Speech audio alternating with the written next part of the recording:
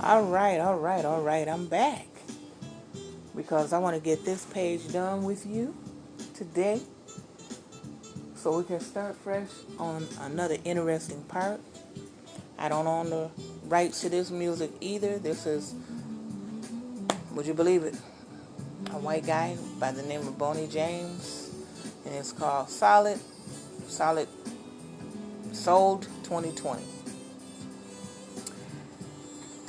But jumping right in here, it says that the world scientific community is one of these. It is the community of those who do scientific research. The real science that is practiced with efficacy in teaching and research in many parts of the world. Its members communicate easily with one another, partly because the subject matter of each substantively specialized subsector is common to all its members, wherever and whoever they are, partly because the symbols and notations used are universally uniform, and partly because science, particularly scientific research, uses one or a few common written languages. The international scientific community has three major lines of internal differentiation. The first differentiation by substantive spheres of knowledge is so pronounced that members of some sectors are frequently unable to communicate about their substantive interests and results very efficiently with members of other sectors, even those within the same country or university. The second differentiation, according to the quality of individual and collective performance, results in an approximation of a hierarchy of individuals and institutions, departments, universities, laboratories.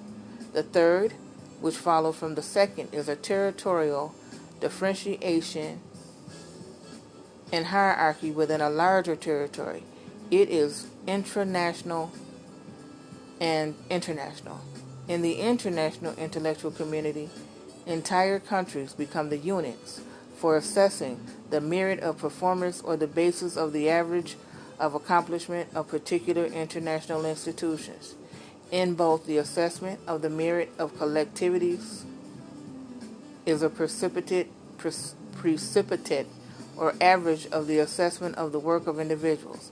As a result, the ranks of particular individuals, their institutions, and their countries are only imperfectly correlated with one another.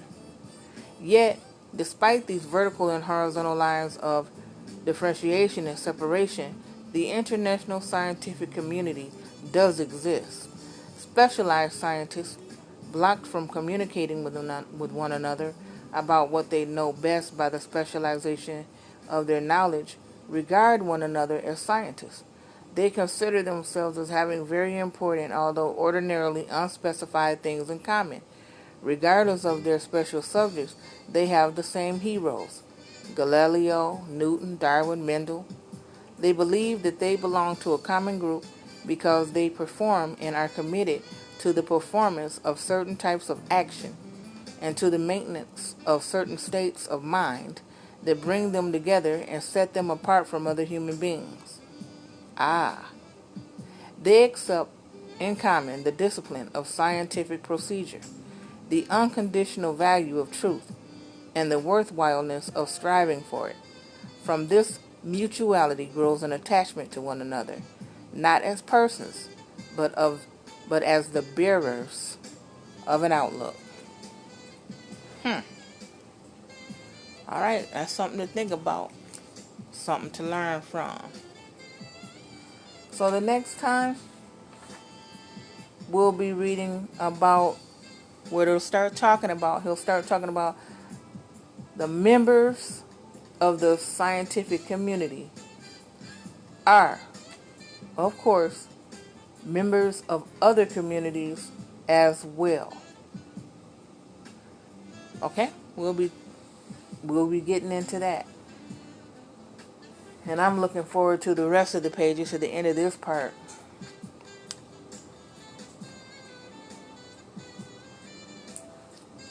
So with that, I want you all to have a wonderful, blacktastic day.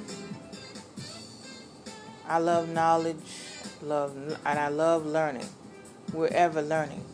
365 days a year, 24 hours a day.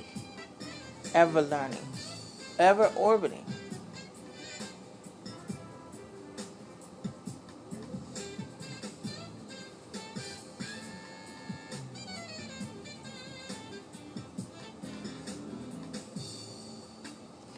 Black power, my people. Peace and love.